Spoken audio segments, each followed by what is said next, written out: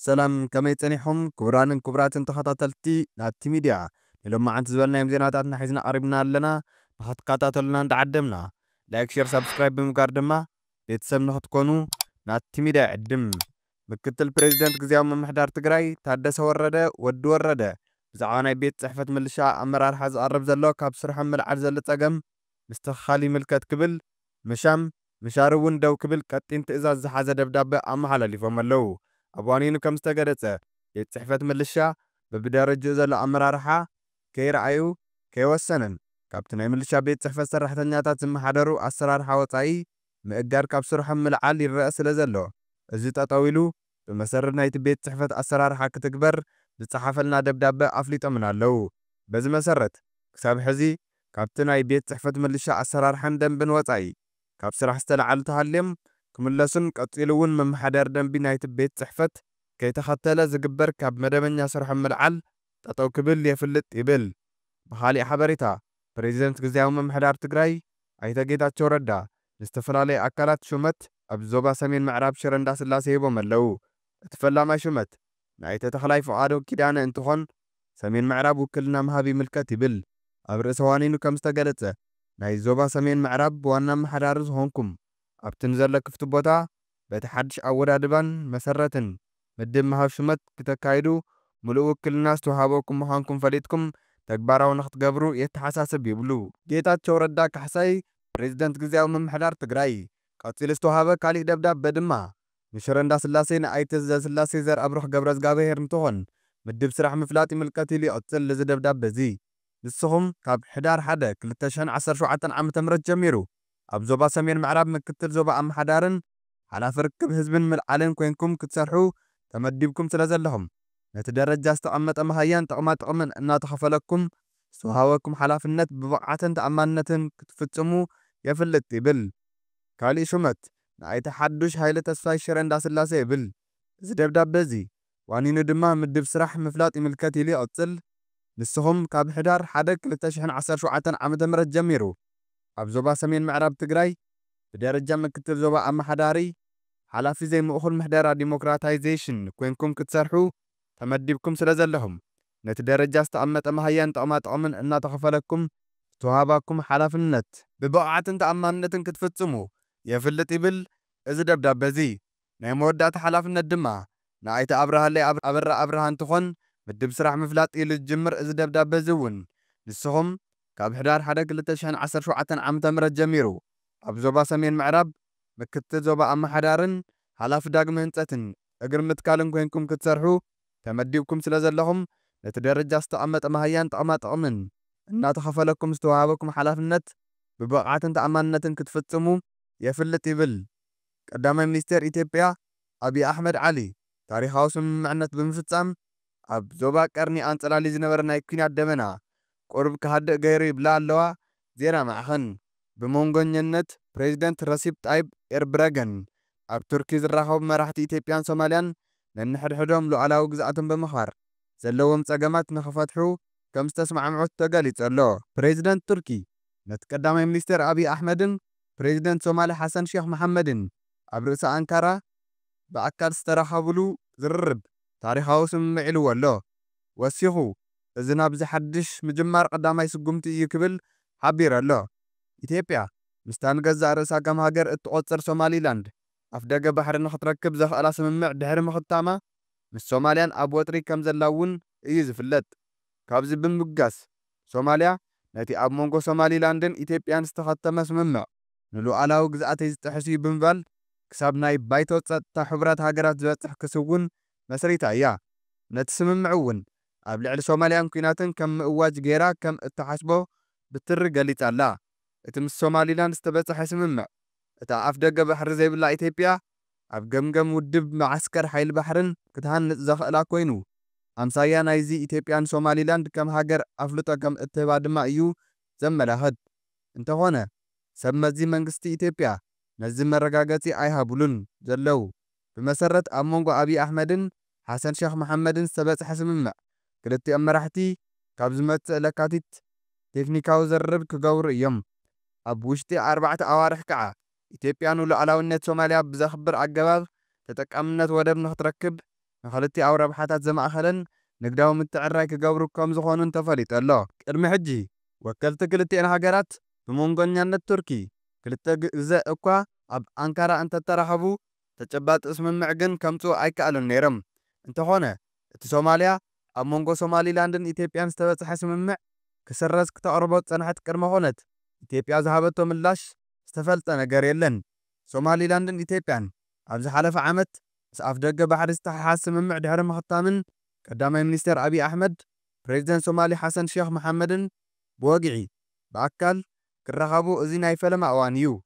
ኣብ መንጎ ኢትዮጵያን ሶማልያን ዘይምርዳእ ዘስዕብ ስምምዕ ምስ ሶማሊላንድ ዝሓለፈ ዓመት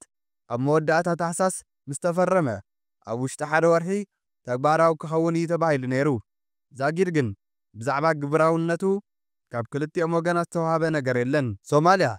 ድሕሪ እቲ ስምምዕ ናብ ሕብረት ኣፍሪካ ሕቡራት ሃገራትን ጥርዓን ካብ ምቕራባ ብተወሳኺ ምስታ ብሰንኪ ህንፀት ግድብ ህዳሴ ምስ ኢትዮጵያ ኣብ ክትዕ እትርከብ ግብፂ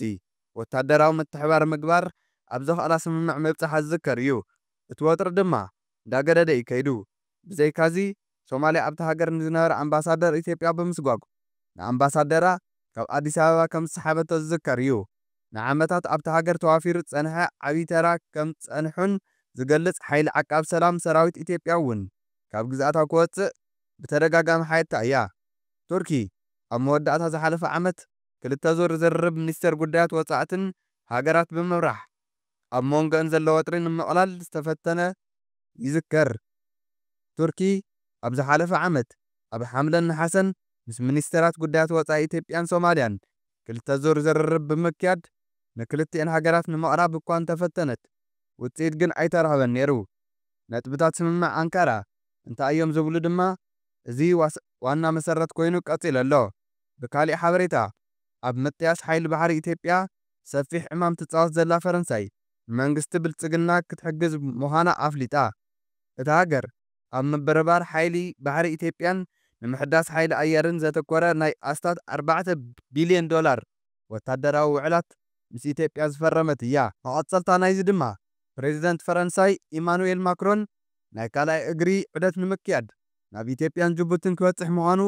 ቤት ጽሕፈት ሻንዘሊዘ ኣፍሊጡ። ፕሬዚደንት ማክሮን ዝመጽእ ሰሙን ኣብ ከተማታት ኣዲስ ኣበባን ጅቡትን ኣብ ዝበጽሐሉ ምስ መራሕቲ ክልቲአን ሃገራት ብምርኻብ ኣብ ወታደራዊ ጸጥታውን ልምዓታውን ምትሕግጋዝ ብምትኳር ከም ዝመየጥ ተሓቢሩ። እዚ ዝኸውን ዘሎ ሶማልያን ኢትዮጵያን ድሕሪ ምስምዕምዐን ሕብረት ኣፍሪካ ሓዊስካ ካብ ብዙሓት ትካላት ናይ እንኳዕ ሓጎሰኩም መልእኽቲ ኣብ ዝመሓላለፈሉ ወቕቲ እዩ። እቲ ፕሬዚደንት ኣብ መጋቢት 2011 ናይ ኣስታት 4 ቢልዮን ዶላር ወታደራዊ ውዕላት ምስ ቀዳማይ ሚኒስትር አብይ ኣሕመድ ምኽታሙ ይዝከር። እንተኾነ ኣብ ሕዳር 2013 ኩናት ትግራይ ብምውልዑን ከቢድ ምግሃስ ሰብኣዊ መሰላት ይፍጸም ኣሎ ዝብል ክስተታት ብምብዝሑን ፈረንሳይ ነቲ ምስ ኢትዮጵያ ዝኸተመቶ ወታደራዊ ውዕላት ደው ከም ዘበለቶ ይዝከር። ኢትዮጵያ ነቲ ምስ ናጽነት ኤርትራ ዝተበታተነ ሓይሊ ባሕራ ዳግም ንምቋም ኣባላት ሓይሊ ባሕሪ ኣብ ምስልጣንን ናውቲ ኣብ ምሽማትን እያ ተጸሚዳ እትርከብ። ሓንቲ ካብተን ሓይሊ ባሕሪ ኢትዮጵያ ከበራብራ ተስፋ ዝተነበረለን ሃገራት ድማ ፈረንሳይ ኮይና ነዚ ከም እትቕጽለሉ እዩ ዝግለጽ ዘሎ። ፈረንሳይ ብዘይካዚ ካብ 1971 ኣትሒዙ ምስ ጅቡቲ ዝነበራ ወታደራዊ ውዕል ኣብዚ ዓመት እዚ ዳግም ድሕሪ ምሕዳሳ ናብታ ኣብ ቀርኒ ኣፍሪካ እትርከብ ንእሽተይ ሃገር ዘመናውን ተወሳኺን ኣትዋራ ኣብ ምውፋር ትርከብ። ኣብ ምዕራብን ማእኸላይን ኣፍሪካ ዝነበራ ወታደራዊ ደጀናት እናሰኣነቶ ትመጽእ ዘላ ፈረንሳይ ኣብዚ እዋን እዚ ጠመታኣ ናብ ቀርኒ ኣፍሪካ ኮይኑ ኣሎ። ብፍላይ ኣብ ጅቡቲ ኢትዮጵያን ሱዳንን ዝለዓለ ኣተኩሮ ከም ዘለዋ ዲፕሎማሰኛታት የረድኡ። እዚ ከምዚ ኢሉ እንከሎ አብይ ኣሕመድ ዝቐጽል ዓመት ዝህሉ መረፃ እውን ከናውሕ ድሌት ከም ዘለዎ ተገሊጹ። አብይ ኣሕመድ ልክዕ ከምቲ ኣብ ልዕሊ ትግራይ ኩናት ብምእዋጅ ናይ ኢትዮጵያ መረፃ ኣናዊሑ ዕምሪ ስልጣኑ ዘናውሖ ሕዚ እውን ብጉልባ በዋንነት ባሕሪ ዘየቋረጾ ወታደራዊ ታዕሊም ዝርከብ ኮይኑ ናይ መረፃ ወቕቲ ሓልዩ ምስ ህግደፍ ንምግጣም ውጥናት ከም ዘለዎ እዩ ዝግለጽ ዘሎ። እቶም ካብ ውሽጦም ወፂኡ ስልጣኖም መንዚዑ ኣብ ልዕሊ ህዝቢ ትግራይ እውን ጀኖሳይድ ክሳብ ዝፍጸም ኣብ ሕድኽትኽ ዝነበሩ መራሕቲ ትግራይ ድሕሪ እቲ ጽንተታዊ ኩናት እውን እንተኾነ ኣብ ስምምዕ ፕሪቶርያ ዘለዉ ውስን ዕድላት ተጠቒሞም ኣብ ክንዲ ጠለባት ህዝቦም ዝምልሱ ነንሕድሕዶም ክናኸሱ ዓለማዊ ኩነታት ድማ በብሰዓቱ ይቀያየር ምህላው ዘስዓቦ ሓደጋ ይተገማት ኮይኑ ኣሎ። ምምሕዳር ኣብዪ ኣሕመድ ኣብዚ እዋን እዚ ንኤርትራውያን ኣብ ምስጓጉን ምስ ህግደፍ ናይ ፕሮፓጋንዳ ኩናት ኣብ ምልውዋጥን ተጸሚዱ ኣብ ዘለሉ ወቕቲ ምስ ኦነግ ዕርቀ ሰላም ጀመረ ኮይኑ ምስ ሶማልያ እውን ነቲ ኢትዮጵያ ብግብፅን ሶማልያን ኤርትራን ተኸቢባ ብዝብል ዝንፀባረቕ ዝነበረ ስጋት ዘቕንጥጥ ስምምዕ ምስ ሶማልያ ብምፍራም ነቲ ኢሳያስ ኣፈወርቂ ዝጀሃረሉ ዝነበረ ውዕል ኣፍሪስዎ ከም ዘሎ ዝፍለጥ እዩ። ኢሳያስ ንግብፂ ካብ ሰሜናዊ ኣፍሪካ ጎቲቱ ንሶማልያ እውን ካብ ኢትዮጵያ ብምንጻል ምስ ግብፂ ክትሻረኽ ዝዓለመ ውዲት ዝፈለጠ ኣብዪ ኣሕመድ ኣብቲ ምስ ፕሬዚደንት ሶማልያ ዝፈጸሞ ስምምዕ ወሰንቲ ዝበሃሉ ጉዳያት ኣብ ተግባር ከውዕሉ ከም ዝተስማዕምዑ እዩ ዝወፀ ሓበሬታ ዘመላኽት ዘሎ። ብጥቕልል ፖለቲካ ቀርኒ ኣፍሪካ ምስ ምምጻእ ምምሕዳር ትራምፕ ክገላበጥ ጀሚሩ ኣሎ። መርኣያ ናይዚ ድማ ናይ ኢትዮጵያን ናይ ሶማልያን ናይ ሰላም ድርድር ብመንጎኝነት ቱርኪ ብምሉእ ስምምዕነት ብዓወት ተዛዚሙ ኣሎ። ስርዓተ ግደፍ ሰሚዑ ናብ ዓሰብ ኣምሪሑ ትእዛዝ ሂቡ ኣሎ። ትራምፕ ገነ መንበረ ስልጣኑ ሙሉእ ብምሉእ ከይጨበጠ ካብ ሶርያ ናብ ደቡብ ኮርያ ካብ ደቡብ ኮርያ ናብ ቀርኒ ኣፍሪካ በፂሑ ኣሎ። ኣብ ወርሒ ጥሪ ሙሉእ ብምሉእ መንበረ ስልጣኑ ምስ ጨበጠ ፖለቲካዊ ኣሰላልፋ ዓለም ብሓፈሻ ፖለቲካዊ ኣሰላልፋ ቀርኒ ኣፍሪካ ብፍላይ እንታይ ከም ዝኸውን ንምግማቱ ዘጸግመ ይመስልን። እቲ ናይ ትግራይ መሪሕነት ከ ነዚ ኩነታት ቀርኒ ኣፍሪካ ብኸመይ የስተውዕሎ ዝብል ሕቶ ግን ብመንጽር እቲ ዝረአ ዘሎ ናይ ወንበር ጉተታ ኣሰካፊ ኮይኑ ይርከብ። ብኻሊእ ሓበሬታ ንወንበር ክብሉ ህዝቢ ናብ ጭንቀት ዝዳርጉ ዘለዉ ጉጅለታት ይኣኽለኩም ክበሃሉ ጀሚሮም። ጉባኤ ዘካየደ ሕወሓት ነቲ ካልኣዋይ ጉጅለ ብብሔራዊ ክሕደት ዝኸሰሰ መግለፂ ምውፅኡ ስዒቡ እቲ ዘይሕጋዊ ጉባኤ ኢሉ ንገዛእ ርእሱ ካብ ጉባኤ ዘግለለ ሕወሓት ብባንዳነትን ጸረ ህዝብነትን ዝኸሰሰ መግለፂ ኣውፅኡ ይርከብ። ክልቲኦም ጉጅለታት ናብ ሸዋ እንትኸዱ ጥርቅም ናብ መቐለ እንትምለሱ ዓገርገር እናበሉ ህዝቢ ብምርባሽ ዝፍለጡ ኮይኖም እቲ ጉባኤ ዘካየደ ጉጅለ ነቲ መጻርርቱ ኣብ ቀረባ እዋን ምስ መንግስቲ ፌደራል ዝተዘራረቦን ዝተኣማመነሉን ካሊእ ናብ ትግራይ መፂ ድማ ንህዝቢ ትግራይ ዝብሎ ካሊእ ክብል እዩ ነቒፉ ዘሎ። እቲ ሓደ ጉጅለ ትማሊ ኣብ ዘውፅኦ መግለፂ ነቲ ብኣቶ ጌታቸው ዝምራሕ ጉጅለ ንሰራዊት ትግራይ የጸልመሎ ሰራዊት ብሽም ዲዲኣር ብቕልጡፍ ዕጥቁ ክፈትሕን ክብተንን ይገብረሎ ሰላምን ጸጥታን ትግራይ ልዕሊ ፖሊስን ምልሻን ኣይኮነን ኢሉ ኣሎ ዝብል ክሲ ካብ ምቕራብ ተወሳኺ ኣብ ሰራዊት ትግራይ ዝፍጸም ዲዲኣር ምስ ስራሕቲ ሪፎርም ዘፈር ጸጥታን ድሕንነትን ብምውዳድ ክረአ ብምግባር ሰራዊት ትግራይ ናብ ሰራዊት ኢትዮጵያ ዝሕወሰሉ ከይዲ ንክመዓራርእ ሓሳብ ከም ዘቕረበ ሰራዊት ትግራይ ዲዲኣር ክሳብ ዝፍጸመሉ ኣብ ትሕቲ ግዜያዊ ምምሕዳር ተጠርኒፉ ክምራሕ ክግበር ከም ዘለዎ ተማሕፂኑ ከም ዝመፀው ከምኡ እውን ኣብ ዞባ ሰሜን ምዕራብ ዘሎ ናይ ደና ስራሕቲ ጸገማት ካብ ቁፅጥር ወፃኢ ከም ዝኾነ ብምምሳል ስርዓት ንምትሓዝ ብወገን ትግራይ ምስ ኤርትራ ዝኾነ ርክብ ከይፍጠር ንምክልኻል ብዝብል ሰበብ ሰራዊት ኢትዮጵያ ናብ ትግራይ ንክኣቱ ደጋጊሙ መፀዋዕቲ ኣቕሪቡ ዝብል ክሲ ከም ዘቕረበ ይዝከር። ሎሚ በቲ ጉባኤ ዘካየደ ጉጅለ ዝወፀ እዋናዊ መግለፂ ማእከላይ ኮሚቴ ሕወሓት ድማ እቲ ሓደ ጉጅለ ኣብ ትግራይ መሰረታዊ ፖለቲካዊ ለውጢ ክዕንቅፍ ስምምዕ ፕሪቶርያ ክቆፀ እቲ ብኣፍ ሕወሓት እየ ባህሊ ብግብሪ ግን ሕወሓትነት ዝራሕርሐ ፋሉል ጉጅለ ይሰርሕ ኣሎ ክብል ከሲሱ ወሲኹ ድማ እቲ ጉጅለ ስምምዕ ፕሪቶርያ ከም ናይ ውልቁ ንብረቱ ወሲዱ ኣነ እንተዘይሃልየ ግዛዊ ምምሕዳር እንተዘይሒዘን ስምምዕ ፕሪቶርያ ከፍርስ እየ ክብል ከም ዝጸንሐ ሕዚ ግን ስልጣን ክልምን ሸዋ ከይዱ ከይቀንዖ ምስተረፈ ግልብጥ ኢሉ ብሄራዊ ሓይሊ ክመስል ግዜያዊ ምምሕዳር ጠሊሙ ኣሎ እሞ ኣብ ሓፂር ግዜ መልክዕ ከትሕዞ ወሲነ ናብ ቃልሲ ኣትየ ኣለኹ ንዓምሳይ ተሰለፍ ዝብል መስደመም መግለፂ 2 ታሕሳስ 2017 ዓ.ም ብመራኸቢ ሓፋሽ ዘርጊሑ ኣሎ ክብል እዩ ከሲሱ ዘሎ። ብምቕጻል ኣብ ፌደራል ካሊእ እናተስማዕምዐ ትግራይ መፂ ከዓ ንህዝቢ ትግራይ ንዓ ዓምፅ እናበለ ህዝቢ ትግራይ ምስ ፌደራል መንግስቲ ኣብ ዘየድሊ ጎነፅን ቅርሕንትን ከኣቱ ዝገብር ኣንፈቱ ተኸቲሉ ከም ዝኸይድ ኣብ ናይ ትማሊ መግለፂ እውን ደጊሙ ኣረጋጊጹ እዩ ዝበለ ኮይኑ እዚ ሓደገኛ ኣካይዳ ህዝብና ዝነቕሓሉ ዝነጽጎን እኳ እንተኾነ ህዝብና ከይቐስን ዝተተሓዘ ስልቲ ስለ ዝኾነ ግን ሸለል ክበሃል ኣይግባን ክብል ሓቢሩ ኣሎ። ፕሬዚደንት ጌታቸው ዝርከበሉ ዝመግለጽ ዘውፅእ ኣካል ባዕሉ ኣብ ምምላስ ተመዛበልቲ ተደጋጋሚ መጥባዕ ኣትዩ ዘይፈጸመ ክነሱ ነቲ ካልኣዋይ ጉጅለ ተመዛበልቲ ናብ መረበቶም ከይምለሱ የኸልክልን ይዕንቅፍን ከም ዝነበረን ዘሎን ኣብ ስምምዕ ፕሪቶርያ ዝተነፀረ መስርሕ ዲዲኣር ከይትግበር ተንኮል ይፍሕስን ኣሎ ዝብል ነቐፌታ እዩ ኣቕሪቡ ዘሎ። ኣብ መወዳእታ ድማ نحنا حوهات هياويو نايتر حزب معنداري كخون يبلون إلنا حزباو أسر حوهات هالينا حوهات بقصال أرسن تقام حزبين مفتاحن فتناتات مبدان من مدرخ مدافقعن ناتلووطن زمرش ودب كخون نقالسينا أب تقراي زلاقلوطن ممتع نقالس انبر سميعتات زتنكفو زولنايم أجنداتات بمنبرباد قزياو تقبالنا المركب نسرح يكونان بمبال نايزي منقساسنا حدا مرأيا دما ودبنا تبتينو أيترفن إلنا توديبنا كنقاساس زغالنا أورادبا ካብ ላዕሊ ክሳብ ታሕቲ ፈጢርና ኣለና ክብል እዩ ገሊጹ ዘሎ ይኹን እምበር ክልቲኦም ያኽለኩም ዝብል ተቃውሞ ካብ ህዝቢ እናሓየለ እዩ ዝኸይ ዘሎ ንኽልቲኦም ያኽለኩም ካብ ዝብል ወገናት ሓደ ዝኾነ ፖለቲከኛ ክንፈ ገብረ ዮሃንስ መራሕቲ ትግራይ ኣብ ኣዲስ ኣበባ ዝፈጸምዎ ክሕደት መዓልቲ ብሔራዊ ውድብ ተባሂሉ ኣብ ታሪክ ተጋሩ ክምዝገብ ኣለዎ ክብል እዩ ገሊጹ ፖለቲከኛ ኪዳነ ኣመነ ድማ ነቶም ብባንዳነትን ብሔራዊ ክሕደትን ኣብ ዘቕረቦ ነዋፌታ ኣብቲ ናይ ኣዲስ ኣበባ ናይ በቐዳማይ ኣኼባ ብልጽግና ኮይንና ኢና ጸገም ትግራይ ክንፈትሖ እሞ ንዑ ፒፒ እተው ሓቢርና ንትግራይ ነመሓድር ኢሉ